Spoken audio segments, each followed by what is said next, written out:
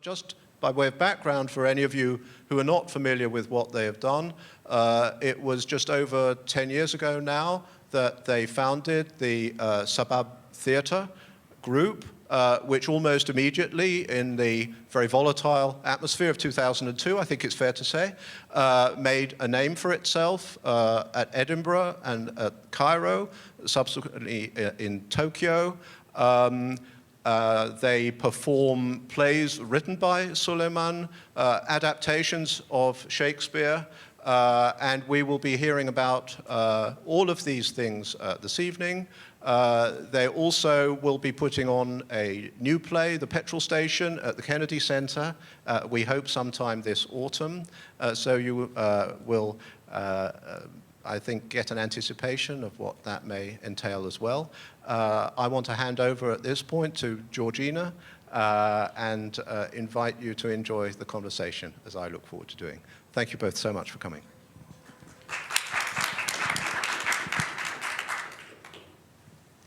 Thank you very much, Mark. Firstly, I'd like to thank Mark for inviting us here. It's a wonderful opportunity to be in New York and share our work with you all. It's also rather nice to have a conversation with Sulayman, who's also my husband, and we don't get much time to have conversations, so thank you for that also, Mark. To give you a little background, we spent 10 years making an Arab Shakespeare project which consisted of 3 plays that didn't start out as a trilogy. Actually, it wasn't our plan to focus on Shakespeare, but that's how it evolved. And we're going to focus on that for the majority of the talk, and then talk briefly about our more recent work in Paris. So I'm going to start with a question for Sulayman. You started out more as a theatre director than a writer, and you made a name for yourself with a radical production of Hamlet. How did you move from being a director of Shakespeare to an outright adapter of his work? When I made the decision to move back to Kuwait, where I was born and where I'm from, and when it came that the time that I had spent up until that point in London, before Sabab Theatre, I'd made a theatre company in London called Zaum Theatre in 1996. And my attraction had always been to theatre as a medium, principally through the act of text. Text as a medium for performance was always the big draw for me in theatre as a medium. So there was always this good tension, I would say, between the text and a written text that had been written by another author and the desire to interpret that as is the function of a director, but the tension in terms of the limits of interpretation and where those limits move into the realm of authorship, I suppose, was always a tension that I found very kind of compelling. So it was in the I started the adaptation, as you remember, Georgina, of the Hamlet work before the events of 9/11. And yes, we should show the first image. Yes, we can. Yes. 9/11 was an important moment in the development of my work and my thinking about the work that I should be doing or might be doing. Insofar as I had, up until that point, worked very much with a sort of London mindset, with collaborators who were mostly English speakers, working on questions that we felt were relevant to, I guess, a sort of postmodern landscape. That really didn't have much relationship with the Arab world or questions of ethnicity or identity, questions of power and post-colonial identity. None of those questions were really part of what I felt was urgent in that period of work. With 9/11, a lot of things changed and altered. And I was in Cairo, actually, when 9/11, the events of 9/11 took place. With an adaptation of Hamlet. I was speaking about that adaptation that had recently been presented in the English language in Kuwait, and we were going on to play it in Tunis. And I came back to the rehearsal room and said to the creative team and the actors, I said, this piece can no longer remain as it has been to date, and it needs to be radically altered. And this began to sort of take the work into a kind of whirlpool of movement that moved around, I guess, this radical shift in terms of both the relationship between the Muslim world, the Arab Muslim world, and the West, but also then opened up this whirlpool of events that I felt that the theatre that we were making had to be somehow part of and somehow relate to. And it was in Tunis that we presented the second adaptation of that Hamlet that was received very well in Tunis and understood very much as a kind of agitprop sort of use of Hamlet to speak about issues in a sort of metaphorical way that the audiences in Tunis were very much attuned to. And it was when we presented that same piece in London a few months later to an English-speaking audience that I really understood the limits of the ability of meaning to pass through adaptation, because in London absolutely nobody had a clue what it was about this adaptation of Hamlet that might be at all interesting or at all compelling or at all worthy of any kind of friction.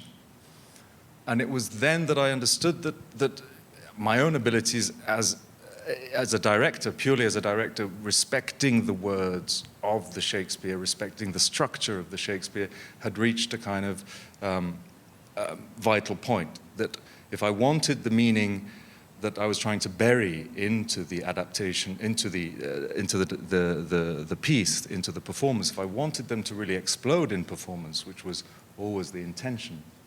So I gave you a bit of a push, didn't I? Yes, indeed. Yeah. Because it's no mean thing to say I'm going to rewrite Shakespeare, but no, it was that summer, in fact, that we worked very closely together, and that you gave me the keys in many ways to fulfill that thing that I wanted to express through that process of rewriting, which then led to the Al Hamlet Summit and the beginning of this much more dynamic relationship, in fact, with the Shakespearean texts and the context of change and I guess political issues in a more direct way. And did you feel liberated once you started the process? Yes, very much. Yeah, of course. Would you like to read? Because this piece, the other two plays performed at BAM, so I don't know if any of you had the chance to see it, but this play actually unfortunately never came to America. Would you like to? Yes, in fact, this piece, the Al Hamlet Summit, not only never played in America, but interestingly enough, never played anywhere inside the Arab world, even in its later phases as an Arabic language production. At that time, the idea of actually being able to perform some of these pieces and understanding the infrastructure of distribution and presentation inside the Arab world was quite complex. So Sulayman writes in English, and we work closely together on that process, me as an editor, and then the work is translated. He works closely with the translator to put it into Arabic, but he's going to read to you. This is his version of the to be or not to be speech, which I'm sure you're all familiar with.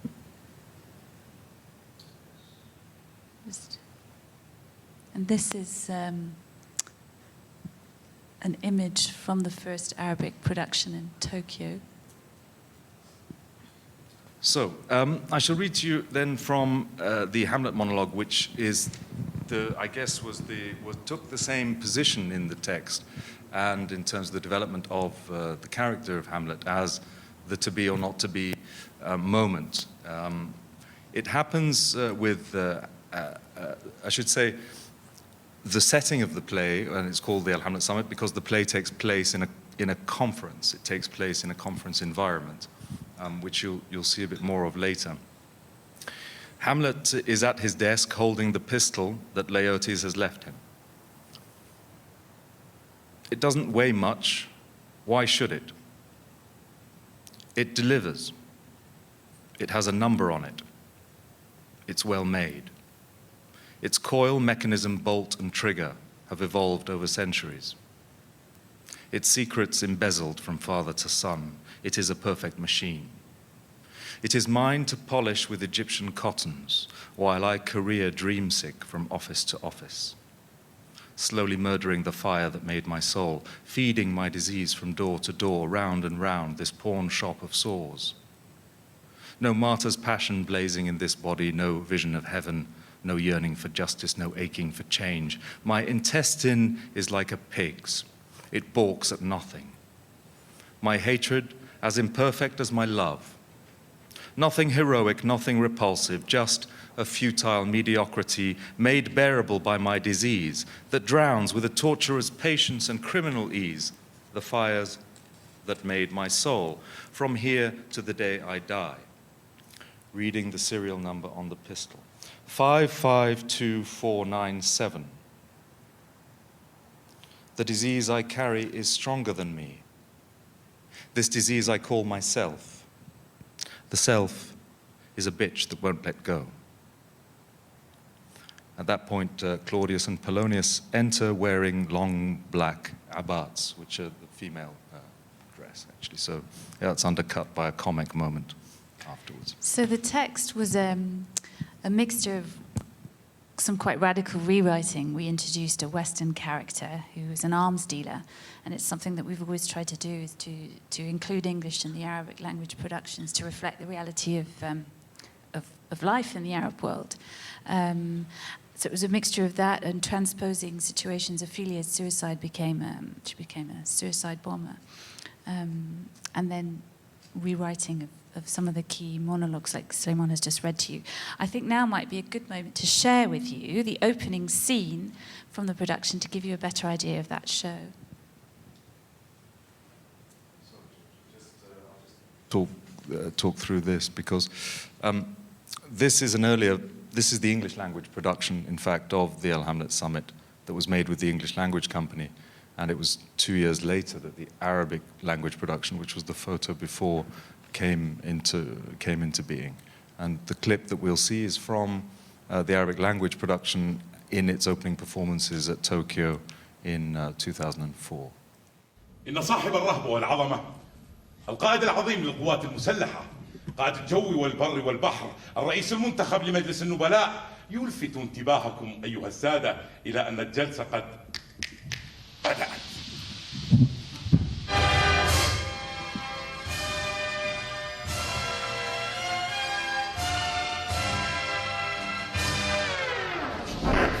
بسم الله الرحمن الرحيم.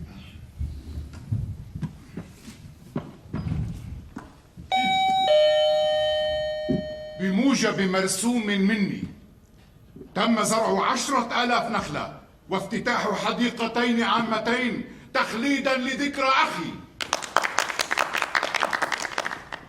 إن وقت العزاء قد انتهى. اليوم ينبلج الفجر نحو خصوبة أكبر، وكطائر الفينيق ينهض من سرير الرماد البارد يومض بألسنة اللهب.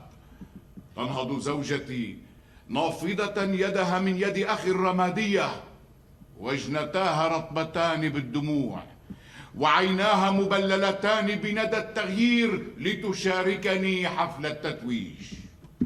لقد طلع الفجر على شعب هذه الأمة. اليوم تبدأ الديمقراطية الجديدة. الأمة تصفق وأنا أصفق للأمة. إننا نركب قمة موجة هائلة ولدت من إرادة هذا الشعب والضرورة التاريخية. أنا لست قائدا لهذا الشعب، أنا خادمه. هاملت أنت لا تصفق. هاملت. إنه الحر مليكي يخرج الدود من تحت الصخر الجلمود. لا أحد يزيد حزنه عن حزنك هاملت. أنا مزكوم برائحة النتن العفنة. أنت كئيب والعالم من حولك في احتفال. تحزن بينما الآخرون مبتهجون. إن تعويذة الحزن تبقى كالوصمة على الديمقراطية. ما مضى قد مضى، من مات قد مات، وما يتعفن سيتعفن. سأوفر عليك مشاعري، دراستي في انتظاري ورحلة الليلة. إن قوى الشر الخفية تحيط بنا من كل جانب. منشورات الأعداء تنتشر كالفئران في جحورنا. جنود فورتنبراس مسلحين بأسلحة أجنبية بملايين الدولارات يصطفون على حدودنا. لو كانت المدينة أكثر هدوءا لسمعتهم يتنفسون ولما غادرت الليلة. هاملت، أنا أمك. لطالما كان وجودك في الخارج مصدر نزاعات بيننا، ولقد غيرتك بالفعل. لقد ارتأينا أنا ووالدك أن نبعدك عن الدوائر النابضة بالحماقة والجنون، لأكون أقرب إلى الأسرة النابضة بالخزي والعار. إن الأمة تبكي معك هاملت، إن جروحها مفتوحة وتحتاج إلى وجودك الشافي. الوداع. لا تسوى ذكرى والدك بشوقك للرحيل. لا تغرس خناجر في قلب أمك الدامي. ابقى معنا هاملت، ابقى معنا. عندما نزلت من الطائرة شممت رائحتها بين حرس الشرف، في عناقه، على يديه، على رقبته، على ظهره. إنه يدخلها، يتحمم بها، يسترخي عليها. يا لهذا القلب الدامي، يا لكرم نزيفه المقضوح المسفوح. يدخلها مرة وأخرى وأخرى وثانية وأخرى. أبقى لأبقى بالاجتماع. إن تضامننا المجيد يبارك أول اجتماع لمجلس هذه الأمة. فليعرف الأعداء بأن أمتنا متحدة، وليتربص بنا فورتنبراس على حدودنا. أنا أعلن عن 3 أيام عطلة وطنية احتفالا بديمقراطيتنا الجديدة. So, as a director of your own work, perhaps you can share with us your approach to staging and the company that you work with over the Arab trilogy. I'll start with the company. As I mentioned earlier, the company evolved. In fact, I have to go back. So I'll go back here. We'll go back to that. So the company evolved out of the vestiges of Zaum and with the introduction of Georgina into the work and the development of this piece, the Al Hamlet Summit. And then it was through an invitation, strangely enough, through an invitation from friends in Japan. Who had come to see the work in Cairo. The Japan Foundation had invited us to recreate the work in Arabic and gave us an amazing opportunity, really, to bring together the seedlings of what later became a kind of pan-Arab acting company, which is quite a strange thing because, at least in the world of theatre, it's more common in television production and film. But for theatre, it's a lot more difficult to make transnational kind of collaborations. Theatre is often very closely guarded by cultural authorities and centralized authorities as a potentially difficult sort of space. It's like an Olympic sport. You go to festivals to win prizes for your country, therefore one would only therefore say very good things about one's country. Yeah, the You're in relationship competition between the stage and meaning of performance is very much controlled by a nationalist agenda. So the idea of being a Kuwaiti theatre maker working with an Iraqi, for instance, actor, or Syrian actors or Lebanese actors and so on, was sort of a little bit of an anathema to the process of production for political reasons, I think, essentially. So it was through the Japanese invitation that this opportunity came about. And it was then that we began to construct this company of actors from different parts of the Arab world that worked alongside with collaborators from as far afield as New York and London and other places who were artists or technicians working with us in the company. Generally, the approach that I like to take to staging is the staging of the texts is one where the relationship of complicity with the audience can be fully explored. So whether that's through kind of frontal staging arrangements or non-conventional staging arrangements, as was later the case through the work that we did with the Royal Shakespeare Company when we were given the opportunity to work in a kind of thrust stage, which in itself has its own kind of dynamic in terms of its relationship between the event and the audience. But that relationship of complicity and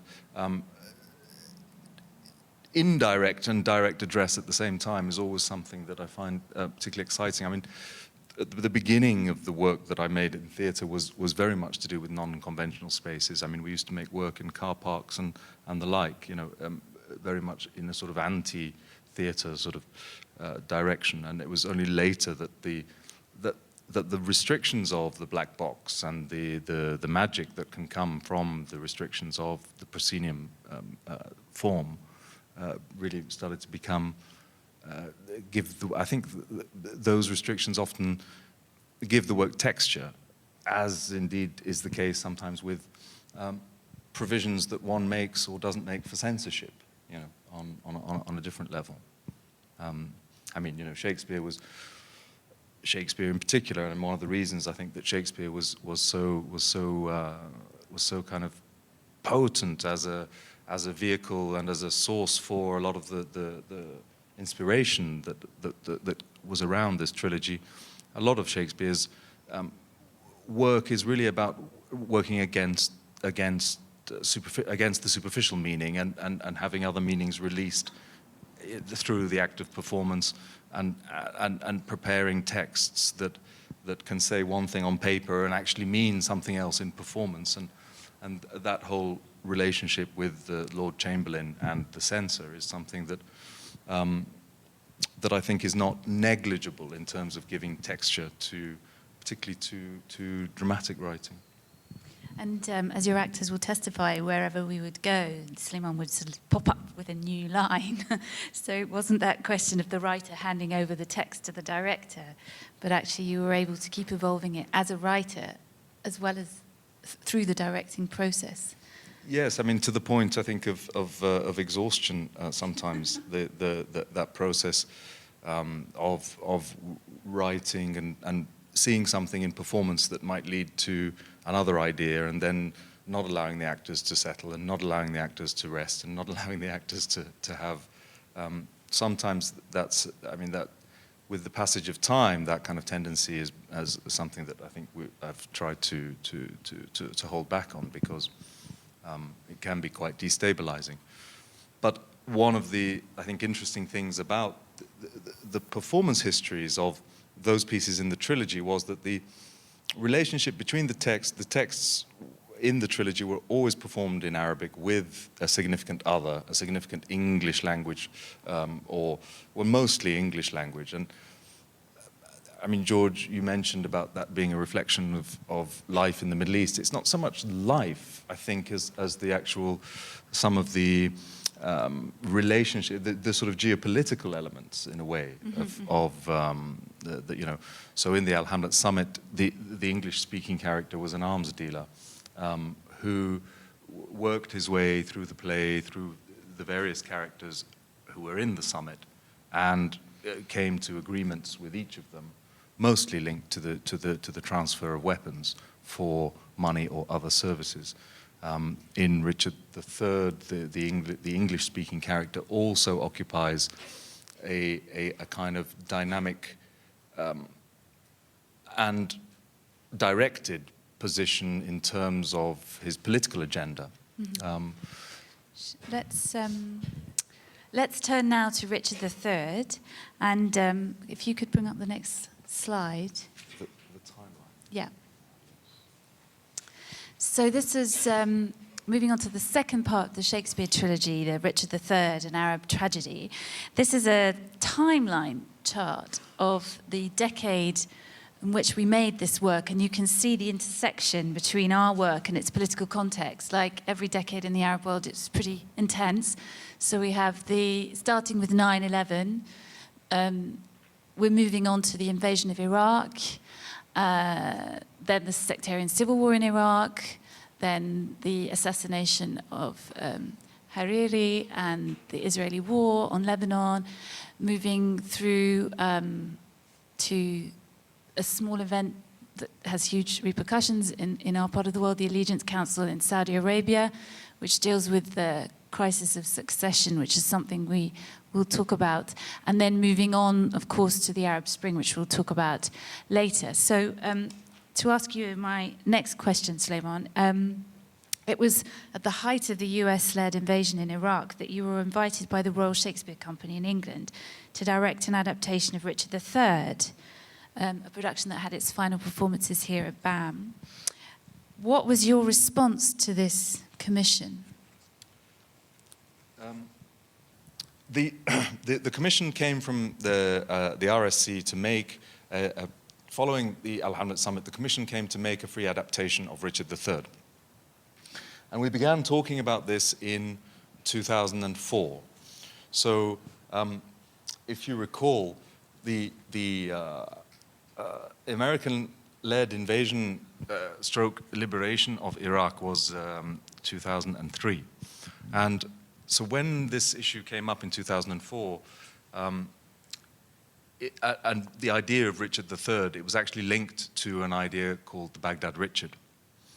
And the Baghdad Richard is a very kind of catchy title that's a sort of hold-all for the idea of tyranny and Saddam Hussein and those kinds of things, which at the time seemed like a possibility, but then created a lot of issues for me, in fact, both on an ethical level and in terms of what it was that I was trying to make. So I recently, because the trilogy is being published in September by Methuen in the UK, and the approach that I took to the trilogy in the end, to the Richard III in the end, was to rewrite it a lot less, in fact, than the Al Hamlet Summit, and adopt a much more adaptive approach, in fact, to the actual text. To reduce it down as well. Yes, yeah, the adaptive approach involved reduction, substitution, conflation, and many other ways of approaching the text, but I'll be specific about that in a minute. I wanted to read to you a little bit from the introduction that I wrote for this thing, because I think it resituates a little bit some of the questions that we were dealing with there. This is a letter, in fact, that I wrote to a dear friend whose name is Auni Karumi, and Auni was a theatre director, an Iraqi theatre director and a dramaturg, who I owed a lot to, who I met in 2001 and who sadly died quite young in 2006. But in those 5 years that I knew him and he became a friend of ours, that he became very close and was involved with us on many different levels. So I'd written him a letter, actually, to explain some of this. And it says, Dear Auni, I miss you. I should say that I wrote this letter following Auni's passing away. I last saw Auni at the Barbican Theatre in London when we played The Mirror for Princes, which was not part of this trilogy, which was a separate piece. And he died very soon after that. I'm in the process of working on the commission of Richard III for the Royal Shakespeare Company that we spoke about last time we met. Tyranny, though we've dollops of it, is a thing I'm having difficulty finding a suitable dramatic language for. When I agreed to make this project, Saddam Hussein was still in hiding. His Tikriti hovel was not on the radar. Operation Red Dawn was still Operation Desert Scorpion or Planet X or whatever it was. And back then, it seemed fitting, or at least not completely outrageous, to call it the Baghdad Richard. The title immediately struck a chord with the RSC and the sensationalist British media, and now I feel like I'm nailed to a board, having to write a kind of 50s schlock horror B-movie that would inevitably only reconfirm all the hysterical prejudices against us that I want rid of. Richard III is above all a history play, and you can't go overlaying one nation's history onto another without deforming one and obliterating the other. The only way Richard III can become the Baghdad Richard is if you approximate, colonize, and completely truncate the contemporary history of Iraq, and I'm not prepared to do it. Or you treat Richard III as a portrait of the pathology of a tyrant, in which case it would be more interesting to look at Macbeth, because at least Macbeth has domestic settings and the translations into Arabic are better. In any case, now that Saddam's going to be hung, and Iraq is creeping towards civil war under the stewardship of its belligerently irresponsible occupiers, it seems doubly inappropriate to revisit Saddam's rise and fall. To do that now would cast the glow of mythology onto the man, and end up excusing the American occupation in one way or another. You were, Auni, meaning, were acutely aware of the terrible stranglehold placed on cross-cultural work by the prejudice of Arab nationalism on the one hand and Western reductionism on the other. You knew what it felt like holding a handful of adders. And the worst thing we have today is that our history sort of wants to die, yet is perpetually reborn. Baghdad is already at one remove from Baghdad, and Richard at two removes from Richard. Baghdad is Riyadh, Damascus, Tehran, Cairo, Tel Aviv, and elsewhere. Richard is Saddam, Abdullah, Bashar, Dick Cheney, and others. The disease is already metastatic, and the origin needs to be found. But it's not hiding in the story of a provincial thug turned megalomaniac psychopath. His story, Saddam's story, is anecdotal. The region's history is not anecdotal. Our armies do not come into your cities and lands as conquerors or enemies, but as liberators. Thus spoke Sir Stanley Maude, standing proud in Baghdad in 1917. Old Stanley might have made a sprightly, Etonian Baghdad Richard, but he died of cholera too fast, or was it dysentery? Why can't our history promptly die of cholera? Not far north from here, car bombs are going off, limbs are flying into the air, death and revenge are becoming part of the natural order. In Lebanon, the Israelis are back to bombing the hell out of civilians to create new temples to their gods of destruction. Perhaps that is a way forward. Take from Shakespeare a strand of Gloucester's DNA, the helixes of revenge, a route to cure us with. I remember you told me about a baker woman, was it in Mosul, who baked her bread on her doorstep and resolutely continued to bake her bread on her doorstep when snipers and bullets filled the air above her head. That would be a story worth showing, wouldn't it? Auni, I miss you and wanted to let you know. Yours, Sulayman.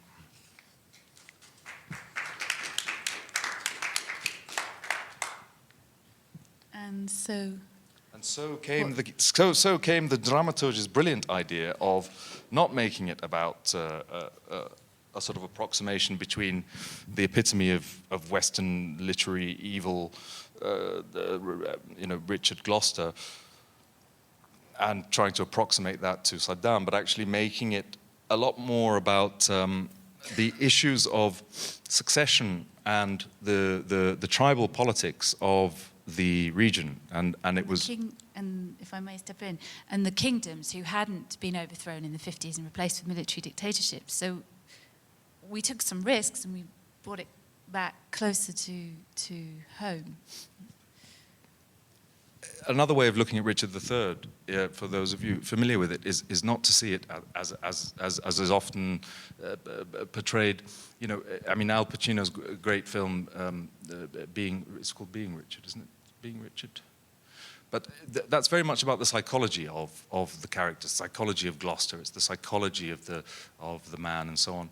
But the other thing that's really great about Richard III as a play and the way Shakespeare wrote it is about a vacuum of power. It is about a vacuum of power. What happens when a king dies and the next in line die, and everyone dies or everyone's killed off, and the only one left is a child? What happens when it's only a child? And so the Council of Allegiance that was established in the Kingdom of Saudi Arabia in 2006, around the time that we were trying to formulate this, is about that.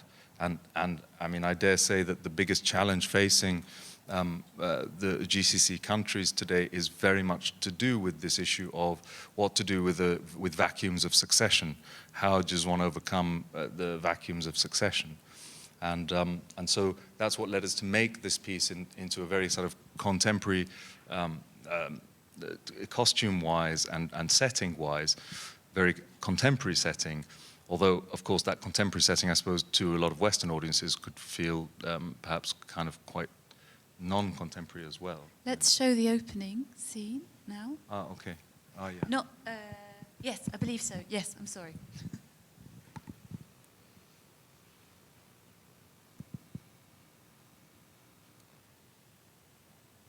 This was from the performances in Stratford-on-Avon in the UK. هذه الأرض بدلت ثوبها، مدبرت آلام الشتاء وقرص الحديد، وحل الربيع بشمسه ودفاها. الحرب وضاعت وزارها وما عاد نسمع لها من صوت، ما عاد نسمع سوى ضحكات الرخا وكركرة الميوعة وياكن من حمل سلاح وخاض غمارها. تراه اليوم ناعم الملمس لذيذ الوجه، يندس بسرير الحبيبة يبادلها همس الشوق وصيحات اللذة والمجون.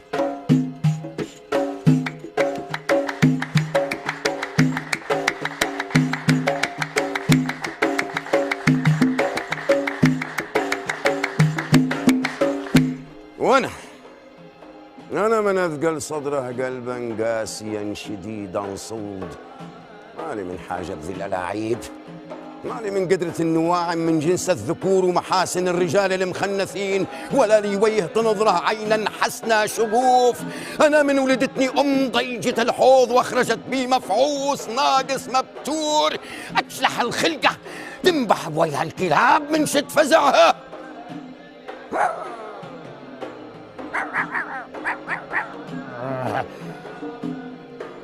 وطالما اني عاجز اكون ذلك العاشق الذي يملا الافاق سحرا، والله ساكون مجرما واكدر صفو هذه الايام التافهه.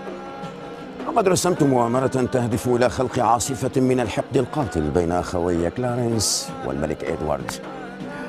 وبما أن الملك إدوارد شريف ونزيه بمقدار ما أنا تافه وخائن، فسيودع كلاريس السجن وفي هذا اليوم بالذات، وذلك بفضل نبوءة تقول إن اسما يبدأ بحرف الجيم سيقضي على نسل الملك إدوارد. عودي يا أفكاري، عودي وغوصي في أعماق ملفاتي، فها هو كلارنس قادم.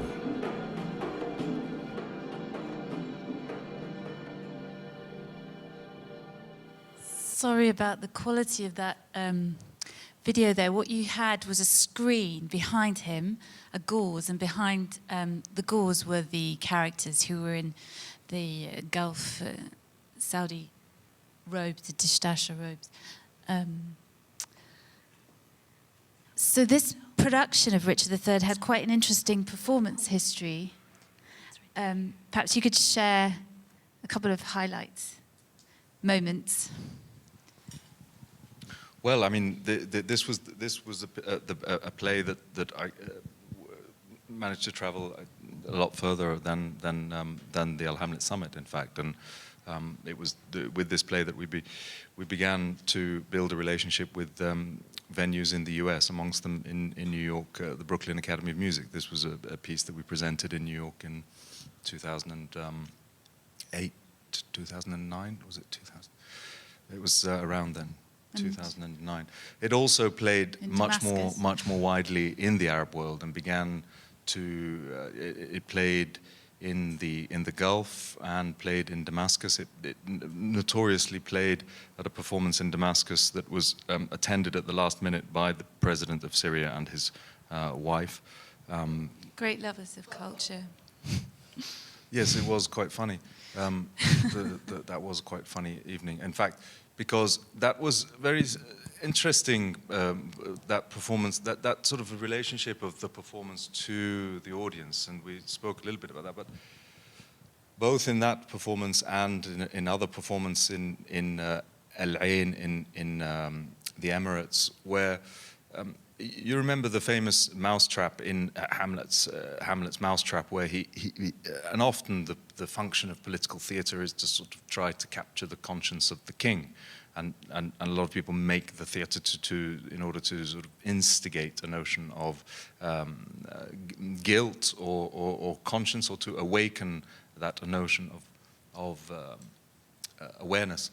And so it was very interesting watching something like this Arab tragedy, Richard III play to the president of Syria and his wife, and on another occasion play at a command performance to a group of princesses in Abu Dhabi, and because the relationship also between what's being presented and the people watching it is very different than when you present it in a much more democratic arena, as is the case when you present it to the general public, either in the Arab world or indeed through subtitles overseas. Well, the subject matter is so much closer to the lives. And when we were in Al Ain, it was a very extraordinary situation. We were asked to perform for the Crown Prince's wife and her 400 closest friends, who were all women. And they brought in security guards to check that there were no men anywhere. The technicians were locked up in a special room. But for some reason, it was all right for the male performers to be in as close proximity as I am to you now. Because I suppose the idea was, well, they're acting, therefore they're not somehow in relationship. And for many of these women, it was the first time they'd ever been to the theatre, and it's Richard III. So every time something bad happened, they all started praying. And it made me see the play through a completely different light, because it made me see the play through the eyes, through the female characters. Because actually this was the reality of a lot of these women's lives. They were just pawns in a political game. It's not something I would like to do on a regular basis, but it was certainly interesting. And we'd like to share with you a clip from that performance in Al Ain. Al Ain is a town in the Emirates that is, there's a rather magnificent fortress, and we performed in that fortress. Al Ain is the gateway to the eastern desert in the peninsula, and historically it was the retreat of the merchant families and the ruling families from the coast in Abu Dhabi. They used to go up to Al Ain because the weather was better and because there were oases there, and so we shall see.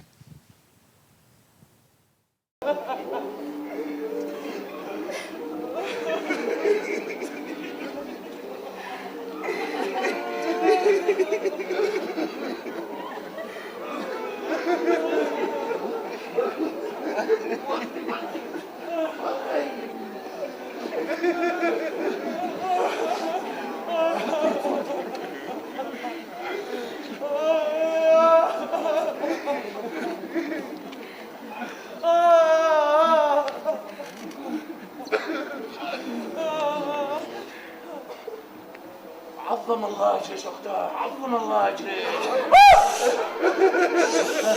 ما تفضحين نفسك. ابرح الشيطان الرجيم، ابرح. فلتتكرم مولاتي يا من ظهرت ببهائها في صورة الملائكة، وتأذن لي أن أبرئ نفسي من الجرائم المدعاة بالبراهين الواضحة. تكرم أنت يا المسخ المشؤوم. خلينا نرمي بوجهك من الحجج الواضحة، ما يغرق نفسك اللعينة بالذنوب. يا من يعجز اللسان عن وصف جمالها، يا من يعجز القلب عن إدراك التنسي. وأنا ما أصبحت عيلك. سكت، هذا حي يرسل. لا، لقد مات. الله وياك. والملك؟ شبيه؟ لا الملك. ما ذبحته؟ افدي وسلم لك. سلم لي دمي حسرتي حسرتي كان ده مثل الوديعة الفاضل. That wasn't from the women-only performance. Because we weren't allowed to film that. We did film it, but secretly. Yeah. So that was that. That was just in the Arab world, in the Gulf, when someone dies, the men and women have separate, what we call condolences. So the idea of a man infiltrating the women's grieving anyway was shocking, but to have the person who actually murdered the person whose funeral it is was even worse. Mm-hmm. Then the tour of this piece ended in 2009, in fact, and the last performances were here in New York, in fact. Yes, it was 2009. And then began, then the idea sort of became that actually this relationship with Shakespeare and the texts of Shakespeare and their use as vehicles for various reasons that seemed to us pertinent and good at the time. But two things. One, that this relationship somehow had to come to closure, because otherwise we could go on forever kind of taking Shakespeare's 30-odd plays and wondering and conceiving how they might relate to various episodes of contemporary history. So the need for closure came about, but also the need, I think, for a final roll of the dice with those components, and by that time what had become quite significant momentum in terms of the relationship with the collaborators. And so Georgina's role in the trilogy altered from being a kind of artistic producer dealing with venues internationally and helping to strike conversations and relationships, and also working very closely with me on a dramaturgical level. And dramaturgy is something that's often shrouded in a kind of mystery in terms of what it is that a dramaturge might do, and how they work. And often dramaturges work very closely with directors and teams of actors to bring out the contemporary resonance or the significance of let's say, some of the directorial choices that might have been made. But often they also come up with ideas that are very good. But it was your idea, in fact, that we should work on Twelfth Night as the closing sort of volley of the trilogy, which seemed to me quite strange. We'd worked on Hamlet, and we'd worked with, which is a tragedy, and we'd worked on one of the histories. And so why was that? Why a comedy? And why a comedy? Why Twelfth Night? Well, if I remember rightly, we'd started on a journey with Measure for Measure because we were very interested in the character of Angelo.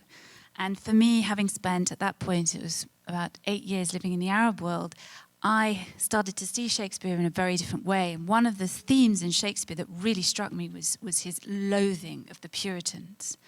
And he had a premonition of what was to come. And 40 years later, the theatres were to be closed. And the character of Angelo struck me as one of the most fascinating and loathsome characters in the canon. We tried to find ways to do it because we were very interested in the rise of religious conservatism in Kuwait, which was starting to pervade our cultural life, and we wanted to address this. We dealt with many of the other themes of kingship and wars, but religion, of course, is a very, very difficult one to take on. But we just weren't finding a way to get Measure to Measure to work. And Twelfth Night's a play I've always loved. And there we have the character of Malvolio. And that treatment of the Puritans is done in a slightly lighter way. He's not the dominant character. Plus, it's a play that the mechanisms of the play are just fantastic. So we started to work on Twelfth Night and to do, as we'd done, an adaptation. And it was okay, but we kind of weren't getting it to work exactly as we liked. And then we sort of felt that what we needed to do was exorcise Shakespeare somehow. and that we'd reached the limits of what we were wanting to do with Shakespeare. And in our other plays, we'd had the Western character, the arms dealer in the Al Hamlet Summit, and the advisor in Richard III. And it started to feel like Shakespeare was becoming this outside character that was in conflict with what we were trying to say. And then from that came the idea of a play within a play. And so we had this comedy, which was kind of Chekhovian theme of the decadent, rich, partying and being navel-gazing, self-absorbed, while the Puritans were sort of rising up around them and they were unaware. And we framed this with a very, very dark play in which we had the character of Sulayman Al Bassam, the retired theatre director.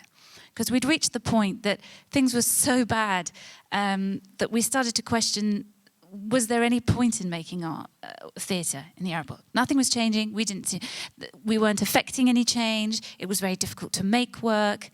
And so this was a kind of cry of despair, if you like, a sort of exorcising of Shakespeare in a cry of despair. And so I'd like, before I go on to then what happened next, which I think is quite interesting, I'd like Sulayman just to read from his character's opening speech. Yes, I will. I should say that a lot of the thinking about the character of the speaker was not only drawing upon our own feelings of our own feelings of fatigue or futility or anger or whatever it might be, but also there is a wonderful testament that was written by Dmitry Shostakovich about his own experiences of working in an environment that he felt was really beyond, that he felt was very difficult, and indeed was a lot more difficult than anything that we had seen or lived through, and that one would hope upon anyone. But his book Testament was also quite important, I think, to the conception of the role of the speaker. So the speaker starts his talk like this. He says, "Good evening and welcome. As some of you may know, I used to be a theatre maker. But for several years now, since the closures, I and others like me have been in forced retirement. Theatres and other public venues have been closed. The act of performance itself has been criminalized as part of a series of preemptive measures, including the establishment of emergency law, nocturnal curfews, military courts, and the suspension of the internet, to guard against the undermining of national unity and halt the spread of the mental plague and associated civil unrest that has gripped so much of our region in recent times. Let me be definitive. I support these actions. Indeed, during the artists' trials, I made my position clear by giving a detailed public denouncement of all my previous work. I even offered to set fire to a theatre. I would happily be in my country now, defending our right to self-definition. But we have been terribly wronged and viciously misunderstood. Therefore, to address these misconceptions, our leaders have seen it fit for us to be here with you tonight. Though we no longer have need of theatre as a form of inquiry or representation, we understand your attachment to this outdated medium and will therefore meet you halfway, as it were, embodying our discourse in a language that you will recognize and understand, whilst respecting the regulations that now govern our cultural expression."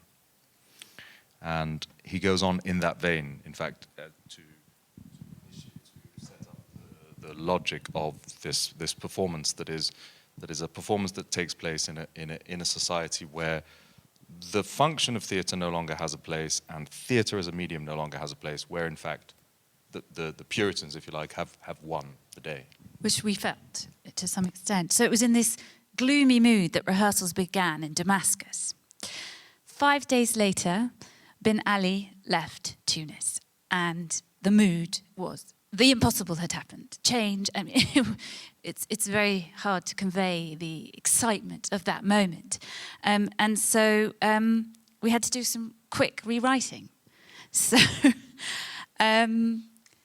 I'd like to read to you a speech that you may, if you know Twelfth Night, it's the speech when the character Viola is with Olivia, who's fallen in love with her, and she says, well, and Viola's come to plead on behalf of Orsino, his love for the character, and she says, what would you do? And she reads this beautiful poem, Make Me a Willow Cabin. So this is what we decided to do with this speech. So the character, we call her Thoraya. This is the character of Olivia. And she said, well, what would you do if you were declaring love to me? And the other character says, if I were I, and she says, if you were you. And this is what she says. Make me a willow cabin at your gate and call upon my soul within the house. Write loyal cantons of contemned love and sing them loud even in the dead of night. She then looks towards the character, to Sulayman, and he gives her the wink. She then says, I'd turn myself into a fruit seller and set my body aflame in the square. I'd scratch your initials on the school walls, take a bullet to the chest and turn the gash into a spring millions flock to drink from. I'd chant your name through a year of Fridays, Thoraya, Thoraya, Thoraya, which is the character's name. She then says, Hurriya, Hurriya, Hurriya, which means freedom in Arabic.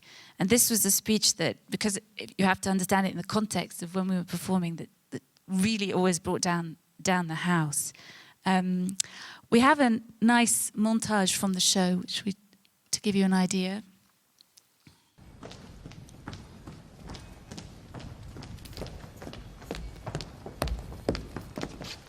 To be clear, we have no desire to embody the decadence. These people that you see before you are not actors, they are envoys. We respect the traditional law that dictates a minimum of 90 centimeters between males and females. We are as objective as paleontologists. The laboratory, a blessed bower. Here, we reconstruct the lost performance without the pain of imitation. Here, we make music that does not perturb the air. اجحظي عينيك افتحي فمك. So, here is the point. We know this is a woman masquerading as a man. The ruler does not know this. What you call dramatic irony is to us the seedlings of an antisocial process. وكتبت اسمك على الجدران وزرعت رصاصة في جسدي وجعلت من جرحي ينبوعا يروي ظمأ الملايين ورددت اسمك على مدى سنة كاملة من أيام الجمعة. ثريا ثريا ثريا حريا حريا.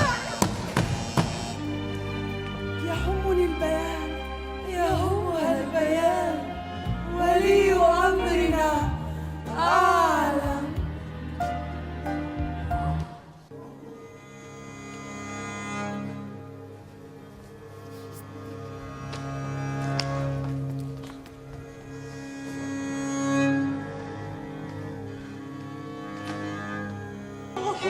اللي انت جاي تقول عليه انت عارف قبل معنى الحب ايه.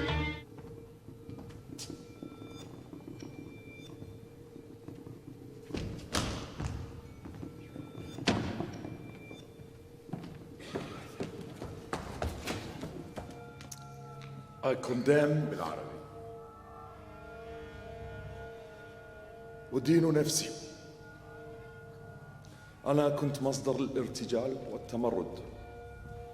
بالإضافة إلى هذا أخفيت المصدر الحقيقي لمسرحية 1963.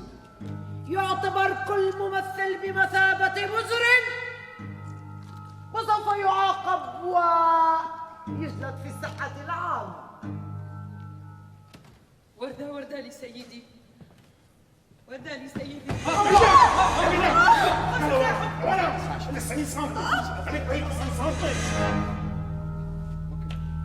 تقترب نحوه. طولك. شكلها. شكلك. ملامحها. ملامح. زين عمرها؟ إلا شوي. زين هي حجبها؟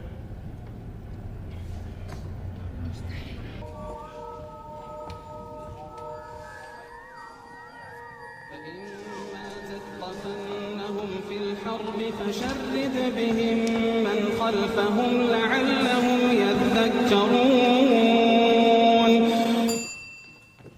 خازوق مزيت.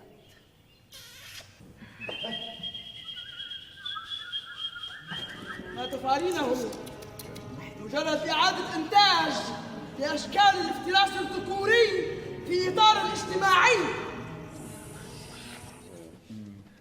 شو يعني ديفكت؟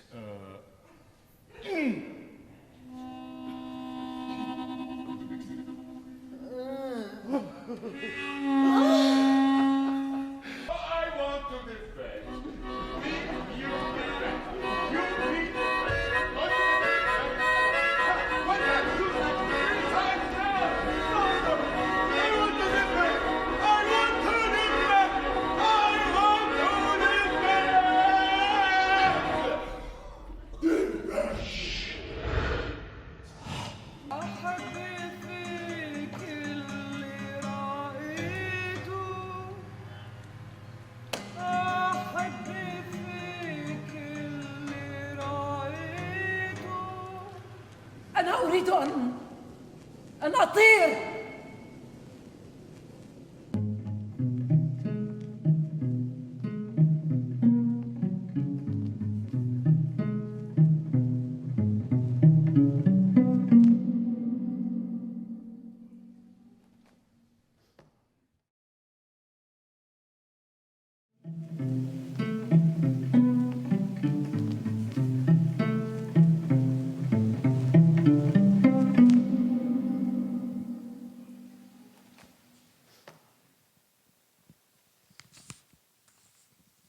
So, I want to ask one final question. How did the Arab Spring and its aftermath, that we are still in, change your work? Well, it made it a lot more difficult, I can tell you that. The difficulties that came about from the popular uprisings were that affected quite significantly the latter part of the tour of the Speaker's Progress. Were very significant because it became a lot more difficult to bring people together across countries, to get them out of their own countries, to get them visas, to go to other countries, even within the Arab world, but also internationally. And actually then ultimately that led to the end of the touring life of that piece in June 2012. And then it struck me that it would make a lot of sense to make work that was less logistically challenging, that depended on smaller teams, that was perhaps it was also at this time that a conversation began, in fact the work began with the Comedie Francaise to make, to direct their troupe of actors in Paris to make what Mark mentioned at the beginning, Saadallah Wanous's great play Ritual for a Metamorphosis. We have some images from that. Yes, it's true. So this was an intermediary piece that was called In the Eruptive Mode, that was a series of monologues. In response to the events of the Arab Spring. This was the small format kind of piece that played in Sydney last year, and so then we moved to Paris, in fact, to make this piece with the Comedie Francaise, which I don't know how many of you are familiar with the work of Saadallah Wanous. Saadallah Wanous is perhaps was certainly the most consequent and mature of playwrights in the second half of the 20th century. I mean, he's a great Arab dramatist. He's a great dramatist, and his last few pieces, so Ritual for Metamorphosis, miniatures, historical miniatures, and The Rape, and other pieces are certainly pieces of great merit that that I was delighted to be involved with at the Comedie Francaise. This was a picture of the actors from the troupe. Ritual takes place. It takes place in the 19th century. The events of the story take place in the 19th century in Damascus. The story is about the journey of a woman's liberation, in fact, from the chains of marriage and oppression through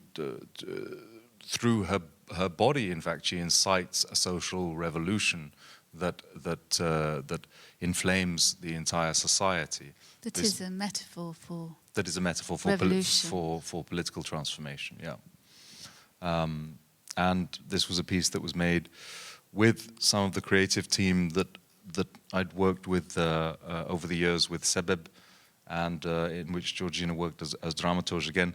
In fact, the play was adapted from its original, though it was a contemporary play. The play was written in '93, but I still felt that it had to be adapted partly because of the restriction of time that the producers had put on the piece. So the piece is at least a 4-hour piece to be played in full, but the producers wanted it to be performed in less than 2.5. So kind of difficult to do that without adapting it. As you see, I mean, this is a sort of historically accurate reproduction of a Damascene noble's interior, and indeed the costumes are all drawn from this wonderful book that we found that was made for the international exhibition, or the Exhibition Mondiale, World Exhibition, or something like that, in the middle of the 19th century. And the Turks at the time sent out all of their photographers across their lands, across the Ottoman Empire, to take photographs of everything from qaids to sheikhs to religious people to different denominations. You know, you had like Armenian Orthodox Christians in their best clothes, and they'd all come and they'd be photographed against a very similar background. They must have traveled around these lands with the same background, and they made this fantastic collection of photography that was drawn upon, and gradually that. This is a music extract from one of the composers, in fact, Yasmin Hamdan, who's a kind of pop icon, who worked with us on this.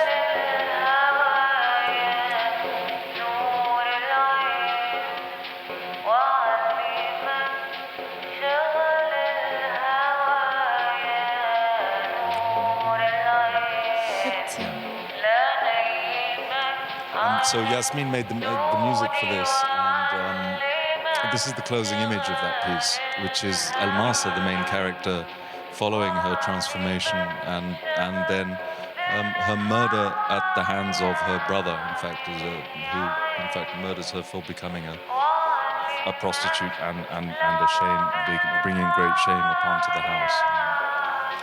But it was it was an interesting experience because we exchanged extremely difficult circumstances of making work in the Arab world for the luxury of this incredible house in Paris with all those resources and wonderful actors. But we were still faced with censorship, something that we, not in a million years, did not expect in France.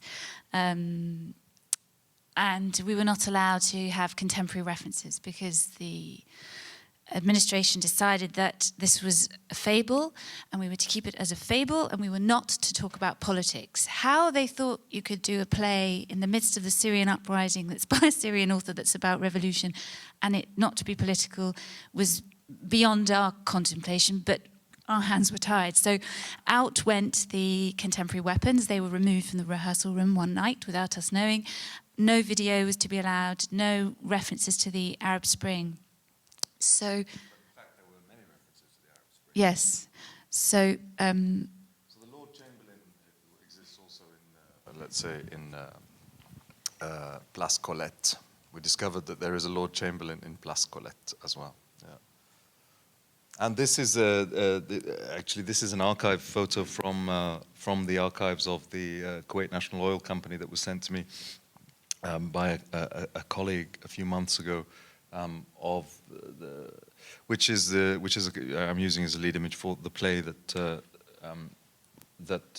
we're working on now, which is a new play, which is a new departure again, which is a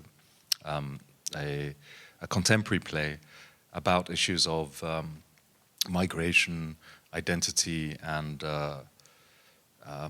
it's a kind of it's a domestic power struggle as well, but that takes place in an unnamed Gulf country, but that is to be performed in English. We hope later this year. So thank you very much, and we'll open it up for some questions. Mark, who wanted to join us? Well, I would just say the floor is open for questions, but thank you both very much.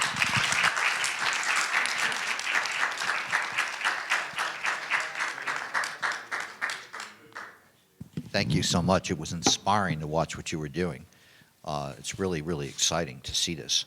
I was wondering if you could get into further discourse of the kind of political theater going on in the Arab world beyond what you were doing yourself and how you related to that.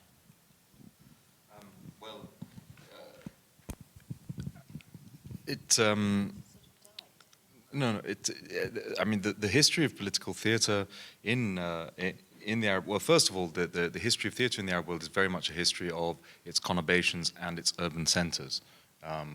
Whether that's Cairo, Beirut, Damascus, Baghdad, Khartoum, or, but those are the centers where the aspiration for theater was born in the 19th century, for theater in imitation, in fact, of French models, Italian models, and but from the very beginning, in Cairo, the approach to making adaptations of Molière, for instance, was very much to do with picking up on the descent in plays like L'École des Femmes or L'Avare or rather Tartuffe, for instance. I mean, in terms of the religious hypocrite and so on.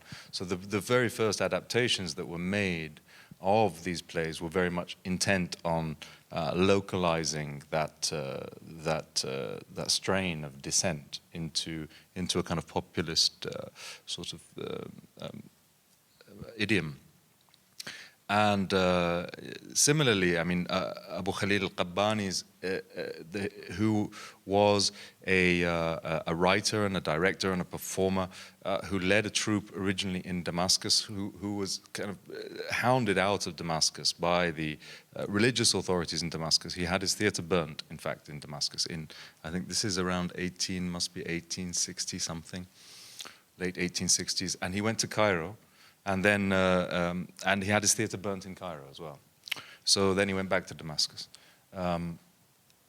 So Abu Khalil al-Qabbani's attitude towards making theater was also one of, I suppose, combat, in a way, I mean, and more recently,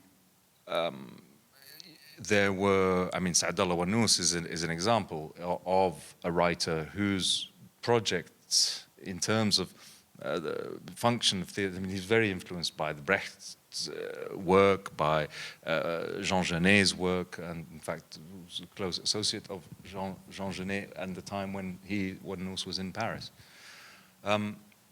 Now, there are more contemporary, I suppose, schools of work around performance and theatre in that vein. I mean, I know of the, artists working, I mean, in Tunis, Fadl Ja'ebi and Rabi' Mroué in Beirut and others who are working on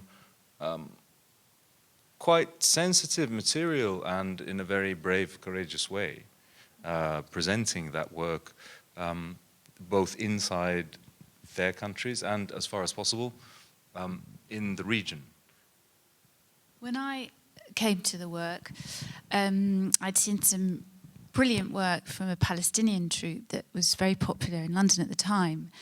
But something I felt very strongly about is I didn't want to make poor theatre, in the sense that I didn't want it to be like, oh, look at these people, look, they've managed to make something beautiful with a piece of newspaper because their situation's so difficult. I wanted to come right in there with fantastic production values and to hit our audience with something they're familiar with. And this didn't make everyone comfortable, to be honest, because people like to sort of keep the Arab world like this. We can feel sorry for them, but we don't want to feel too close. So I think in that respect, what we did was a little bit different.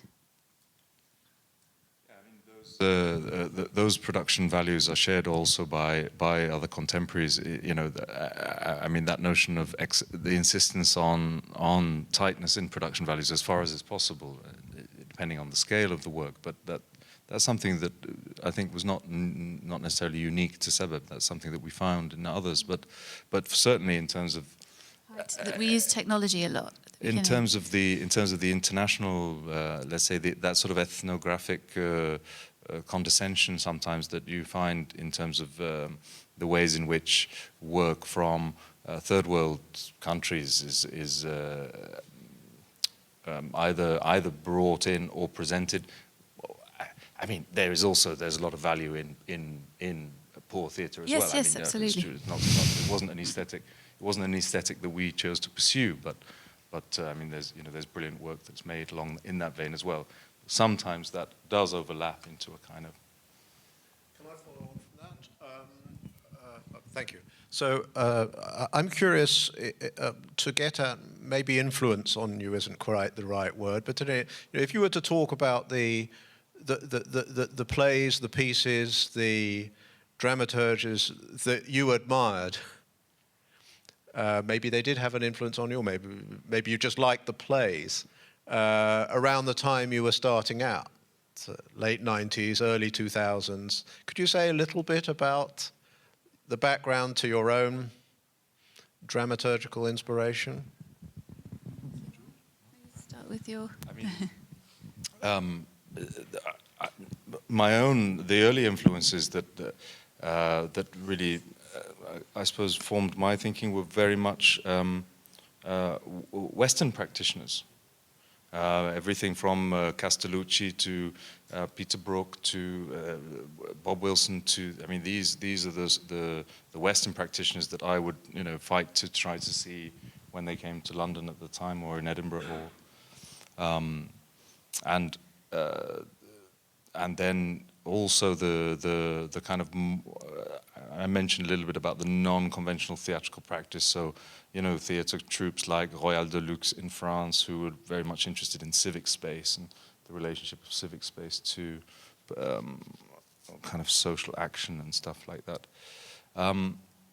And in terms of writers, again, I mean the canon of obviously Shakespeare and other Renaissance writers, Marlowe and so on, but also, I mean, Coltes, for instance, I think was a shared reference point. He's a French, he's an amazing French playwright who died of AIDS in his early 40s. But Coltes was very interesting because he was someone who was very much engaging with the kind of Racine, with a sort of Racinian approach to language, very limited vocabulary, very structured approach to dialogue, and very marginalized kind of themes in terms of what he was looking to explore. I was curious because I'm a total amateur in this, but it struck me there was a kind of austerity to the language, especially with the clips that you played. I mean, deliberate austerity. It was very stripped down. Those, I mean, also, I mean, in terms of the English language playwrights, although I mean, I don't think anyone can say that his writing is austere, but I mean, Howard Barker, for instance, is a very pertinent influence, and I mean, I also appreciate the kind of the Mamets and that kind of style of writing as well, in terms of its humor and its realism and the lapidary nature of its writing. But in terms of the Arab influences on stuff, I mean, I cite Wannous because he was I'd never met Wannous, in fact, but we had a lot of friends in common, and some of the collaborators that later worked with me through Sebeb, and had actually worked and performed in some of the premieres of Wanous's stuff in Damascus or Beirut. And but Wanous died in 96 or 97, I think it was 96. He died in 96, and I didn't have a chance to meet him. No. No, just briefly, I think we shared a lot of the same theatre makers, the work of theatre makers that we enjoyed. I was particularly drawn to non-text based work, and actually my driving force was a reaction against a lot of the things that I was having to work on in London, which was very psychologically based, small scale theatre, television on stage, actually I used to call it, with low ambition. And I was immediately drawn to Sulayman because he was someone who wanted to do with big themes, really old-fashioned subjects, like kings. I mean, no one writes about kings. And I was very political always and wanted to make political work, and it was absolutely impossible until 9/11. And then I used to get very funny calls like, "Oh, Georgina, we're making a show about terrorists. Could you help?" I understand that all of your work has been originally written in English. So how easy is it, or how can you trust the translator to convert it into Arabic? It's not just a translation word by word. You need to translate also the feeling and the concepts and the message that you want to send. Thank you. Yeah, unfortunately, Google Translate doesn't do that. So the translation process is very layered. In fact, it's a very layered process. And yeah, my own Arabic is sufficient, but when I began making the work in Arabic, my Arabic was very, very rusty. But then gradually over time and through practice and self-discipline, my control and understanding of the Arabic language and vocabulary increased a lot. So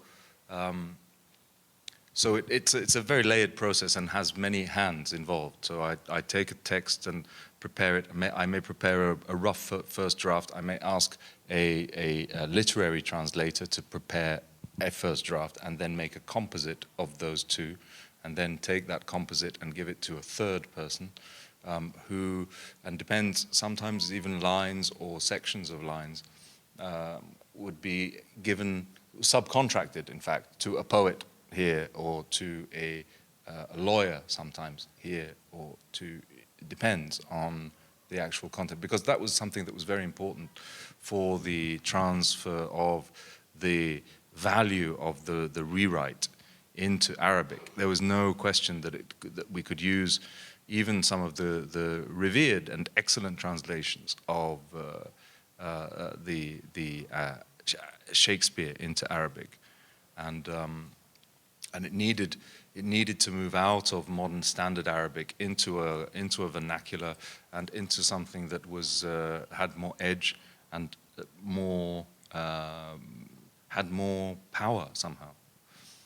And I mean, I don't know for those of you familiar with Arabic, but the distinction between what is called modern standard Arabic and spoken Arabic is very dogmatic and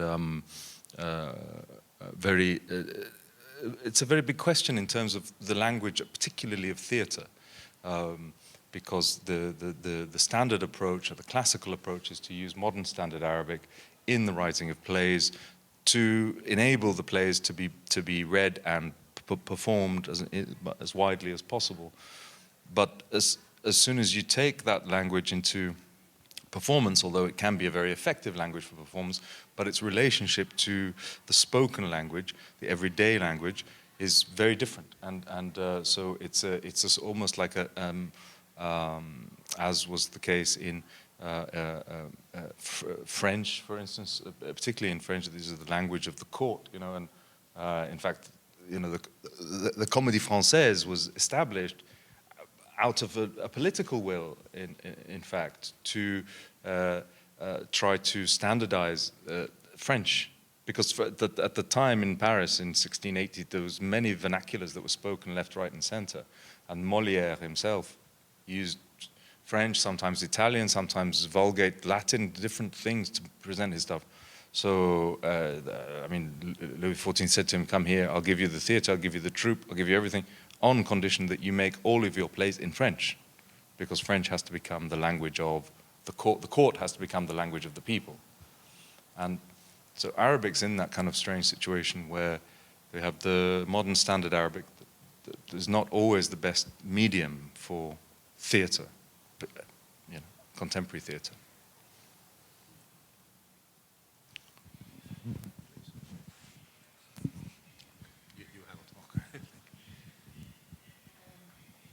Hello, does it function? Yes. You talked about your Western influences, but I wanted to know, and I've seen that you have adapted Shakespeare's plays, but are you also interested in like Arabic references? Because, like, for example, Tawfiq El-Hakim, sorry for my Arabic accent, but because I spent some time in Cairo last year and I met a lot of theater makers, and I kept asking them, what are your influences? What are your influences? And most of them, when they have studied in Europe, for example, they talk about Brecht and Shakespeare and Molière, but never about the Arabic or Egyptian references. And I was wondering, why? Are the Egyptians cut from their own history? I don't know. Complex question. I mean, you know, Tawfiq El-Hakim, Alfred Faraj, and many of the writers, I think that those theatre writers were significant for their contemporaries. They were working on themes and agendas and approaches that were very significant for their contemporaries, but that not necessarily have the same resonance for generations that came afterwards. I think that's the simplest way of looking at it. It's not so much about a kind of schism inside the Egyptian identity. I mean, you know, Izzeddin al-Madani, for instance, is a Tunisian writer.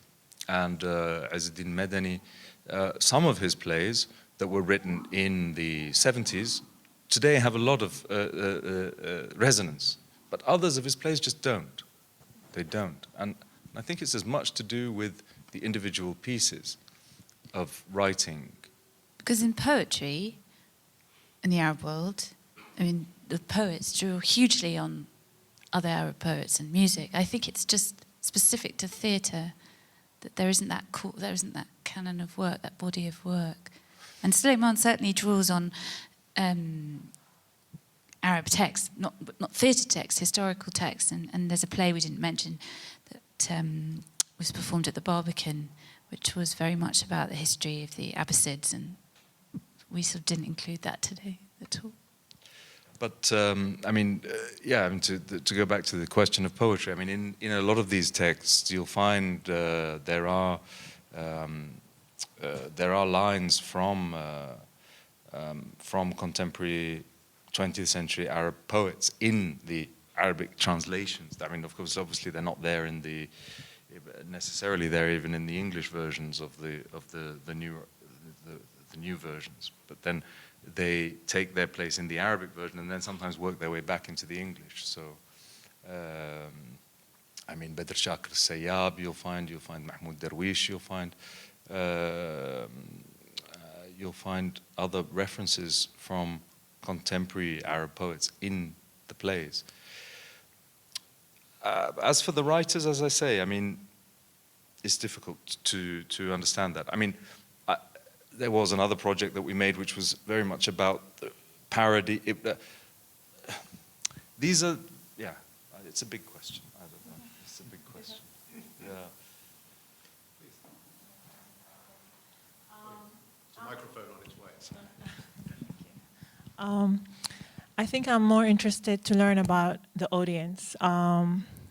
Yeah, and also I'm interested to know, how do you pick your theaters? Like, for example, if you show something like that in Khartoum, kind of the more lefty groups, the intellectual activists, they are the ones who are going to be embracing this kind of contemporary, theater. And so you'll be associated with particular spaces. So I wanted to know, the spaces, how's the choice? Do you engage with, like the process in itself, and also the reaction after that, like how do the people, do they feel it's political, they don't understand it, the media, do they talk about it? Yeah. Thank you. In terms of venues, I'll talk about that as a producer. It's largely a practical question and a financial question. We would like to perform much more in the Arab world, but the funding simply isn't there. And so we've been put into a situation where we've worked with big co-producers across the world. So we made one show, which we just mentioned, which was a co-production between Japan, the Barbican, and Kuwait. This is a very strange commission, to please the Japanese, the British, and the Kuwaitis in one go is pretty difficult, without ending up with something that doesn't have any weight. So we go where we can. Sometimes we really push. We were invited to Tehran with the first piece, and they didn't have the funds, and we sort of found a way to make that happen. That was before Ahmadinejad, and of course it was a hugely important for us. In terms of how the audience responded to that, not very well, since they hadn't made a translation.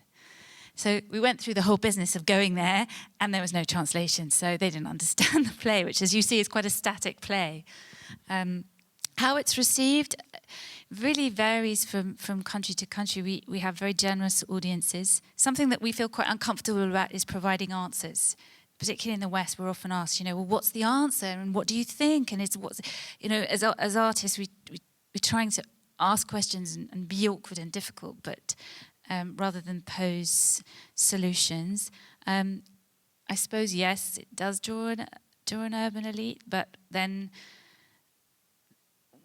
we do try and work with the educational departments and reach out to different communities. We were very sad with the Comedie Francaise that performed in Marseille, which was capital of European culture, which has a huge community of Muslims. And in France, they don't have traditions of education departments in theatres, so they just didn't reach out to those communities. So we sort of felt like we were holed up in the sort of, embassy building, and none of the locals came. So that is something we really try to avoid.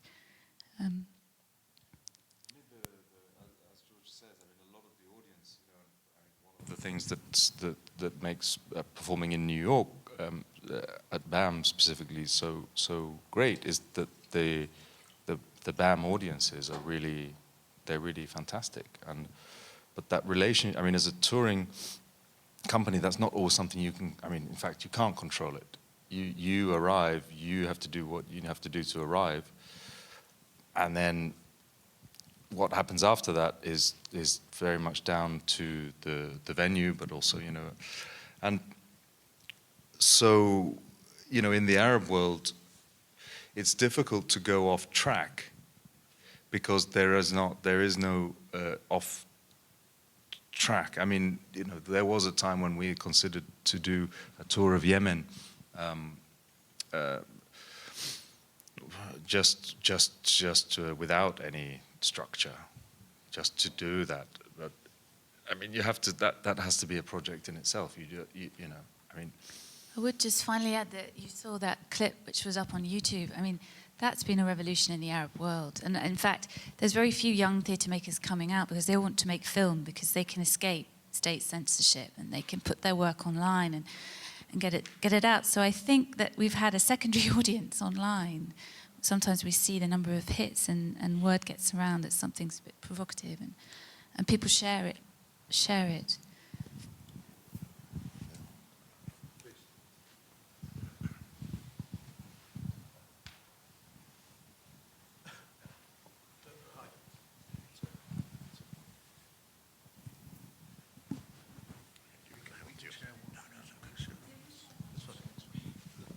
Hi, I'm interested if, do you feel like your work introduces the Arab world to the west, or the other way around. I'm interested in it through an Orientalist perspective. I find it very interesting that you present a work in Arabic through a Western perspective, so to speak. I'm also interested in that through, how should I put it? I'm interested in the language as an oppressive agent in the post-colonial realm, and so I'm interested in knowing if you feel like you are introducing the Arab world to the West or vice versa in that aspect. Well, I think our company is both. It's definitely something we've tried very hard to avoid, to be, an exotic export. But the reality of making work when we started, we just couldn't make the work in the Arab world, so we did the next thing that we could, which was to make it what we wanted to make in the Arabic world and export it. And I'm very happy that we did that, because at that time the climate was just awful, the misunderstanding of the Arab world. So just the act of being in a cultural setting and being in dialogue was very important. But I think you've touched on something interesting, because we're taking the work in a different direction, and the next piece is going to be in English with English actors. But I'm sure you'd like to add something to that. I mean, of course, this is an issue of how you present culture, or what's your relationship to the culture, and who you're responsible for, and how you use the hegemony of Shakespeare to then relate a different story.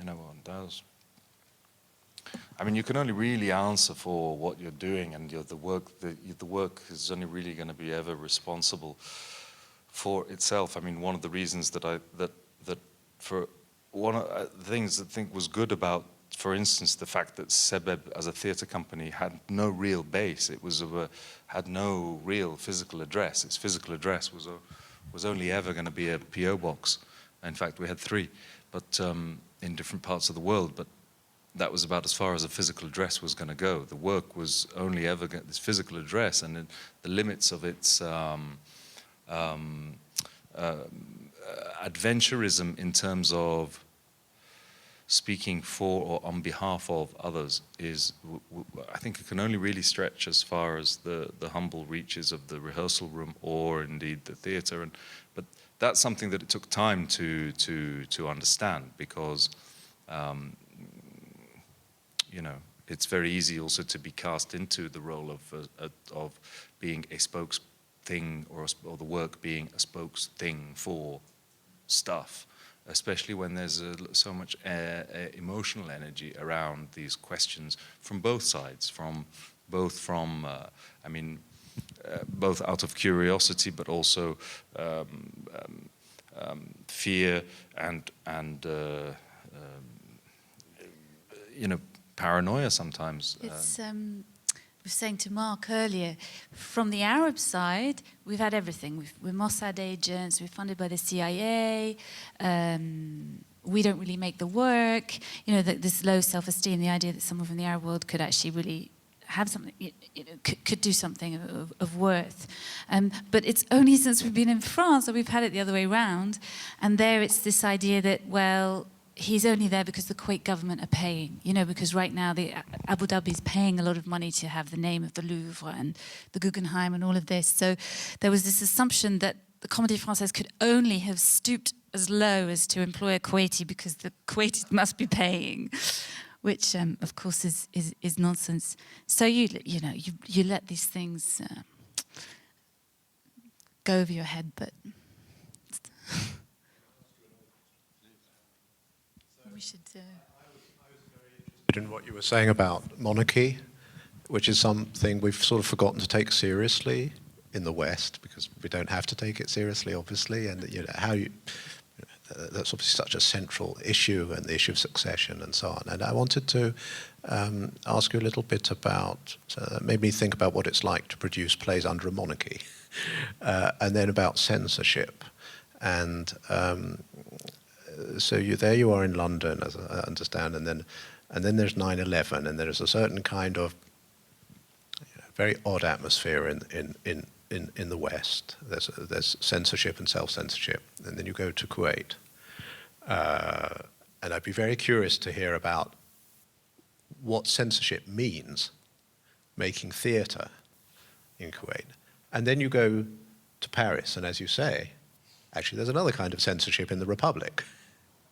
And thinking about the censorship of a monarchy and the censorship of a republic in the 21st century, could you say something about how the censorship operates and impacts upon you in those different realms? Do they end up amounting to much the same thing? Do they, in terms of how you have to approach your writing, and or what are the mechanisms similar or different?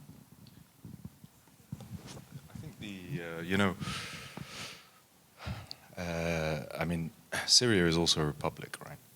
And so when, on the night that the president of Syria was coming to the play, the festival organizer, Dr. Hanan Qasab Hassan, who's a wonderful woman, she hadn't seen the play actually, but she'd programmed it, so it was kind of on her head. And so there was a big image of the ruler, in the mythical ruler of this kingdom. In fact, it was who it must have been well, no, it was the fallen house of, it was the leader of the fallen house of Lancaster in the story. But of course, he was dressed in contemporary Arab clothes of a ruler. And in fact, 2 days before, the Crown Prince of Kuwait Prince Saad al-Abdallah had passed away. And so some of the people thought that this was a tribute to the Crown Prince in Kuwait who had passed away, this image there. And, but because it was a very big, oversized image, the festival director, when she knew that it was the president who was coming, and images that size of a human face, I mean, either you're the president or you're the president's father or you're the president's son. I mean, you don't, you're a leader, so you don't have big images like that. So she said to me, "Who is that? Who is that? The president's coming. Who is that?" And I said, "Look, I said, don't worry, that was our stage manager from when we were making it. That's Abu Mazen, Oh, she said, oh. So she said, okay. And I said, and she said, okay, what's it about? And I said, look, when the president comes, just tell him that we performed last month in Kuwait under the patronage of His Highness the Emir. At the time, the two countries were friends. I said, oh, so I said, okay, so there we are. So it doesn't matter. It doesn't matter what it's about. As long as it was under the patronage of that doesn't matter. Then you've got to move beyond what it's about. Move beyond what it's about. And then, in the 5th Republic or the 5th Republic of France or somewhere like that, of course, the institutions are much more mature in a way. So, and the maturity of the institution doesn't always mean that that's salutary. Because the maturity of the institution, which is something that is always everybody celebrates the maturity of the institutions in order to protect the functioning of democracy, and you need mature institutions and all of that. Okay, but if the institution matures and also allows to become kind of either ingrained practice or favoritism, or in fact the influence of politics. The influence of politics is done in another way. So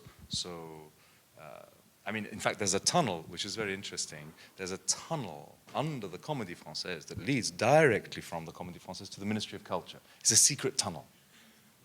But the appointments of the director of the Comedie Francaise, the director of the Louvre, are appointments made directly by the president, which is distinctly different from here and in the UK.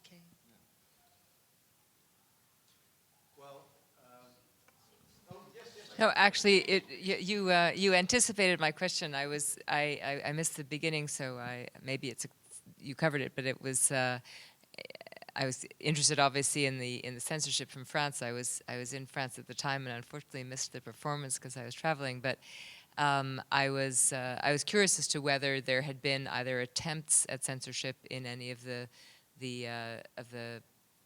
Arab jurisdictions where you put on these plays, whether after a production, after a show, there were complaints, or how did that, just anecdotally, what was the result? We always tried to anticipate those, so a few tweaks and changes in language would take place, and the censorship can take very banal forms. I mean, in Tehran, we had to sew bits of cloth onto the bottom of the costumes, and then we had to do a performance for the censor, just this one man, who I believe was he the one that suggested that he wouldn't have his only comment was, well, I wouldn't have directed the scene quite like that. Oh, that was another censor. But so that was yes. It's often more banal than sort of threatening. But we've always been extremely careful. Like Sulayman said, you have the rubber stamp of whoever is the patron of the evening, and then people can't touch you in a way. It takes sometimes more insidious forms, And unless you have that stamp of patronage, then of course it's much more difficult. But I mean, I remember the first version of the piece, the last time, no, the time before last that we performed the Speaker's Progress in Kuwait, for instance. And I say this publicly, not just in New York. I say it publicly in Kuwait. Because we'd run out of money, we asked the Ministry of Information for a favor, which was to send down the TV cameras from the ministry to film the show. I mean, the TV camera's not doing anything else, the guys they're not doing anything. They might as well come and film it. So they did, and then the tapes all disappeared. It all disappeared. The only record, in fact, that we had of that version of the piece, it was very different from the later piece, all disappeared. And then we asked about them, and then we wrote letters about them, and then we made visits about them, and then all of this and all of this, and they just kept disappearing further and further, And that was because the cameraman decided. No. That was a conscious. That was because that performance happened on the 20th, 21st, 22nd of February 2011. And it was the week before Hosni Mubarak had been kicked out of Cairo. The same week, the stuff was going on in Bahrain. It was a very sensitive moment, and it was a very sensitive moment. But they all disappeared. They just disappeared. And so, I mean, but of course, there's no trace that they were ever there, that the cameras ever came. It was only ever a phone call. So, I mean,